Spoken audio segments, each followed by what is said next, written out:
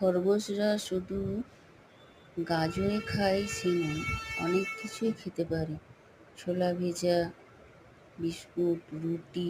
বাড়িতে সাধারণ আমরা যখন পালন করি, ছোটো ছোটো বাচ্চাদের সব রকম সব জায়গায় অ্যাভেলেবেল হয় না, তখন আমরা এইভাবেই ওদের খাওয়ার ব্যবস্থা করি।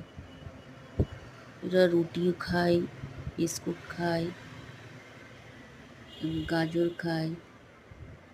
ঠান্ডার সিজনটাতে খুব ফুলকপি, বাঁধাকপির পাতা পাওয়া যায় ভালো ভালো, তখন খুব এরা খায়।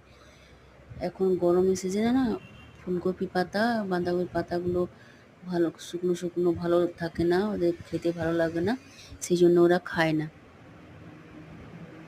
ছোলা ভাজাটা তো এখন খুব প্রিয়, এবং ছোলা ভাজা দিলেই এত ভালোভাবে ওরা খায়, তাড়াতাড়ি তো শেষ করে দেয়।